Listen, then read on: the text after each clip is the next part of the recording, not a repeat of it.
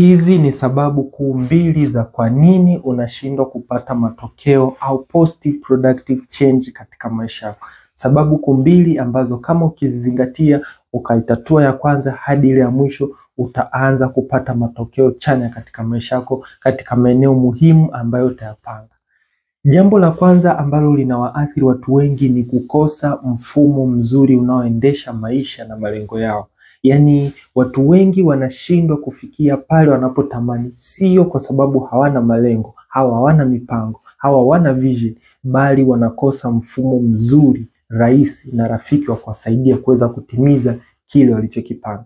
Na ukikosa mfumo mzuri katika maisha yako, iwe katika upande wa mahusiano, masuala ya kulea, masuala ya wazazi, masuala ya finance.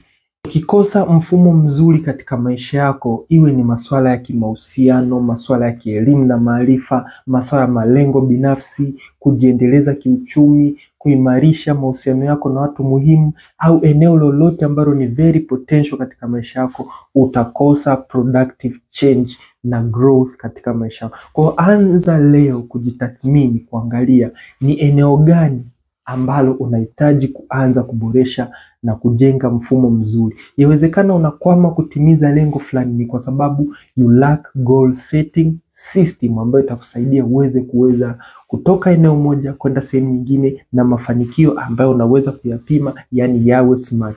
Vile vile jitathmini katika mahusiano, jitathmini katika muda na wazazi wako, jitathmini katika eneo lako la kazi. Kwa hiyo ukiona unashindwa kupata matokeo, jaribu kuangalia mfumo unaotumia, je, ni rafiki unaokusaidia kupata yale matokeo. Ukiona haukuletei matokeo, basi anza kujifunza, anza kuboresha, anza kujenga mfumo mpya ambao utakufanya uweze kutoka eneo moja kwenda eneo jingine. Jambo la pili ambalo nalo linakwamisha watu wengi ni kukosa positive reflection ya maisha yako. Yaani unaweza ukawa na mfumo mzuri, unaweza ukawa na vision nzuri, lakini unasahau kufanya reflection ya maisha yako. Yaani reflection ni kitu muhimu ambacho kinakuonyesha jinsi ulivyokuwa jana na jinsi ulivyo leo, pamoja na jinsi utakavyokuwa kwa siku au miaka michache ijayo.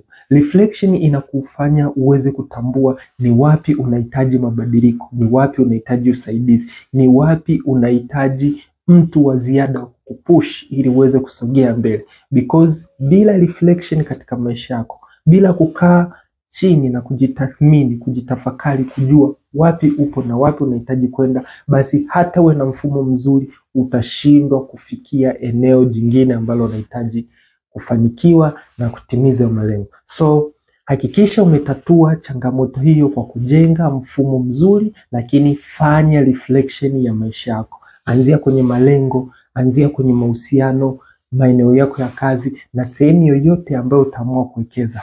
You are still a smart, positive, productive person. You have to change your life, na hakuna atakayebadilisha maisha yako kama hautaanza wewe mwenyewe. Naitwa Dr. Stanislaus Lwanda.